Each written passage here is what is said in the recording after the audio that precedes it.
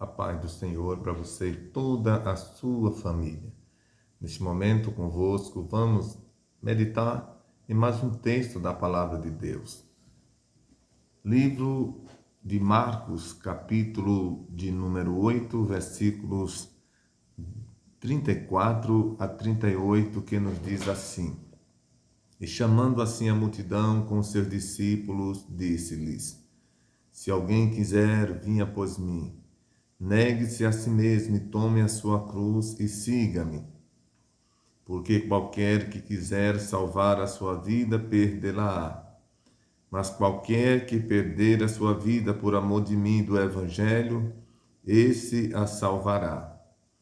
Pois que aproveita ao homem ganhar o mundo e perder a sua alma? Ou que daria o homem pelo resgate da sua alma? Porquanto qualquer que entre essa geração adúltera e pecadora se envergonhar de mim e das minhas palavras, também o Filho do Homem se envergonhará dele quando vier na glória do seu Pai e com os seus santos anjos. Queridos, o texto que nós acabamos de ler, essa história, este ensino de Jesus, está escrito em outros dois evangelhos, como o Evangelho de Mateus e o Evangelho que escreveu Lucas, ambos tratando da mesma situação, trazendo no seu bojo o mesmo ensino. Em todos os três evangelhos, ambos mostram para nós que, neste momento, Jesus estava em meio a uma grande multidão.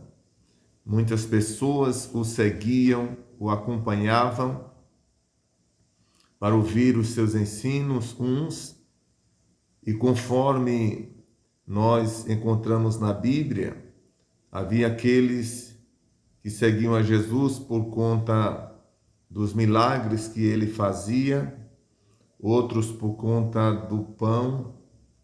Havia também um outro grupo que seguia Jesus, enfim, de acusá-lo de algum crime contra a lei naquele tempo.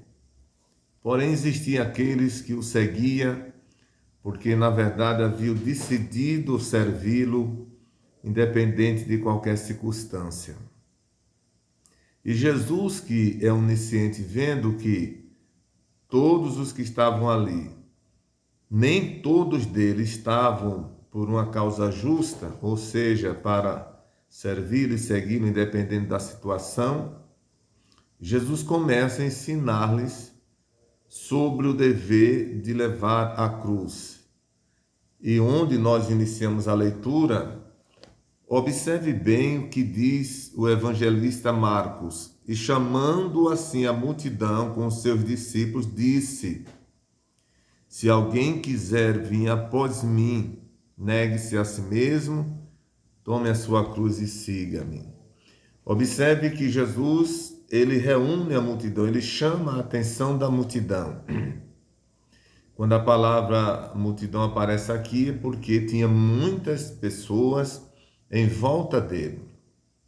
E ele reúne, ele chama a atenção, convoca todos para falar a eles sobre a decisão de servir a Cristo, de seguir a Jesus. E ele começa dizendo: se alguém quiser vir após mim, é uma decisão, seguir a Jesus é uma decisão que cada ser humano tem que fazer. Ninguém serve a Deus forçado. Não é por força nem por violência, diz a palavra de Deus. É uma decisão que cada ser humano deve fazer se quiser o seguir a Cristo. Ele diz: se alguém quiser vir após mim, primeiro negue-se a si mesmo. Depois ele diz: tome a sua cruz. E em terceiro, versículo 34, ele diz: e siga-me. Quando eu medito nessa expressão de Jesus, quando ele diz: quem quiser vir após mim, negue-se a si mesmo, eu sempre entendo que a coisa mais difícil que o ser humano, isso no geral, a coisa mais difícil que ele tem a fazer é negar-se a si mesmo. Porque você negar pessoas, objeto, como um carro, como uma casa, como um trabalho, isso não é difícil. Sabe por quê? Porque no momento que você encontre alguma outra pessoa, algum outro lugar, algum outro objeto que te ofereça um pouco mais de tudo aquilo que você está recebendo, sendo beneficiado, não há dificuldade de você renunciar, porque você encontrou quem te dá mais. Porém, renunciar a nós mesmos, isso não é coisa fácil. Um homem que nasce e às vezes chega aos seus 20, 30, 40, 50, 60 e até mais anos, com aquele modo de vida que ele aprendeu, aquele modelo de vida que ele tem como um único, verdadeiro, e de repente ele começa a descobrir que tem que largar aquilo, tem que abandonar aquilo porque ele não aprendeu o necessário, o correto, o melhor. É como alguém que constrói toda uma construção, uma parede, e no final do dia, o mestre de obra, o dono da obra chega, percebe que tem alguma coisa diferente do projeto e tem que desfazer toda aquela parede. É um pouco decepcionante. Todo dia trabalhado e vai ter que desfazer, porque houve alguma coisa que ficou diferente do projeto. A nossa vida é isso. Jesus disse: quem quiser vir após mim, então renuncie a si mesmo. É o primeiro passo.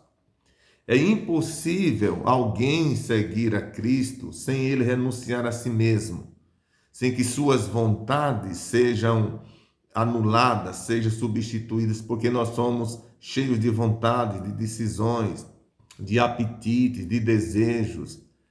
E às vezes renunciar tudo isso, deixar isso tudo para trás, fazer uma modelação total na nossa vida, a gente acha difícil fazer isso. E Jesus estava tratando exatamente disso. Tem que renunciar. E depois da renúncia, ele disse: agora tome a sua cruz de cada dia. Não é uma cruz apenas que ele está tratando, mas a cruz de cada dia. A cruz são as dificuldades que, no momento que você decide servir a Cristo, as dificuldades começam a aparecer. E muitas vezes, naquele âmbito que você viveu, naquela amizade que você viveu, e por que não dizer, até dentro dos seus familiares, você começa a sofrer dificuldades porque você resolveu renunciar a si mesmo, ou seja, todo aquele costume, todo aquele comportamento que você tinha com todos aqueles lá, você agora resolve não continuar mais, você começa agora a sentir a objeção deles mesmos. Isso se torna uma cruz. Cruz fala de sofrimento, de peso, de dificuldade que você começa a enfrentar após ter tomado a decisão de seguir a Cristo. Ele disse: pois é, renuncia, toma a cruz de cada dia, ou seja, cada dia há uma nova situação, mas você toma ela, e depois ele disse: e segue-me. A palavra seguir aqui a Cristo está dizendo exatamente permanecer servindo a Ele, vivendo uma vida conforme a sua palavra.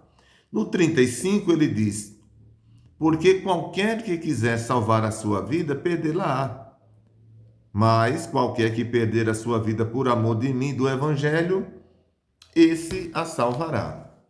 Observe que nesse verso 35, Jesus mostra que seguir a Ele pode implicar até, além dos sofrimentos, como nós falamos que é a cruz de cada dia, pode implicar na perda da própria vida.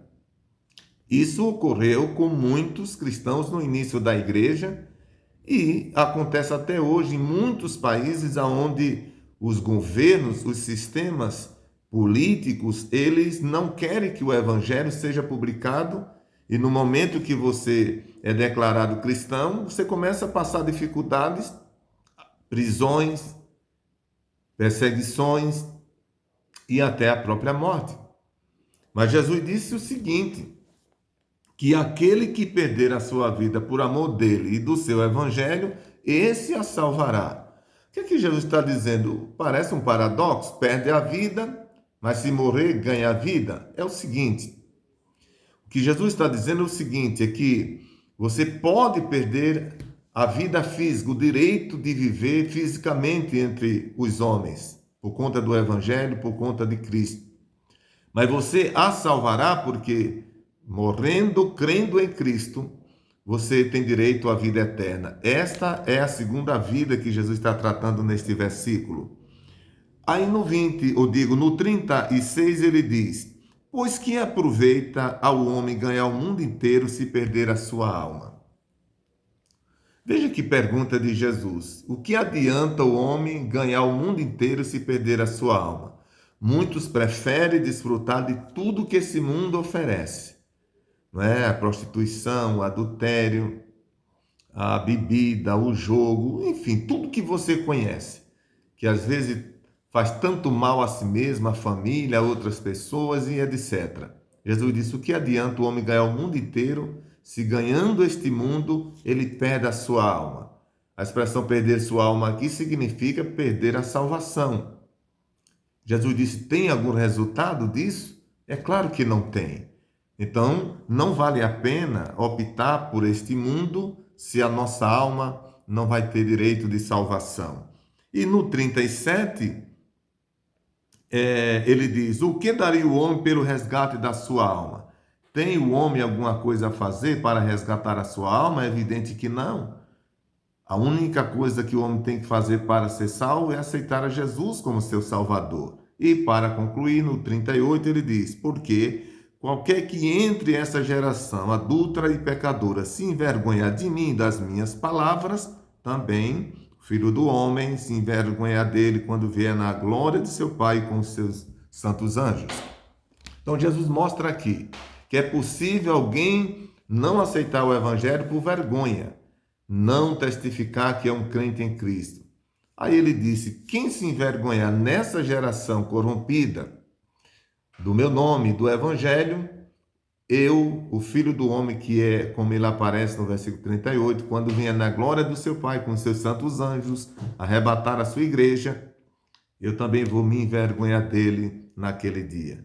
Portanto, você que já é um cristão, não se envergonhe do Evangelho, mas se declare um verdadeiro cristão onde você passar. E você que ainda não é meu amigo, faz isso.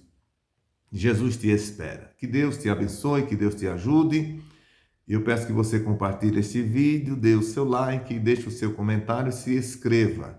Que Deus te abençoe e até o próximo, em nome de Jesus.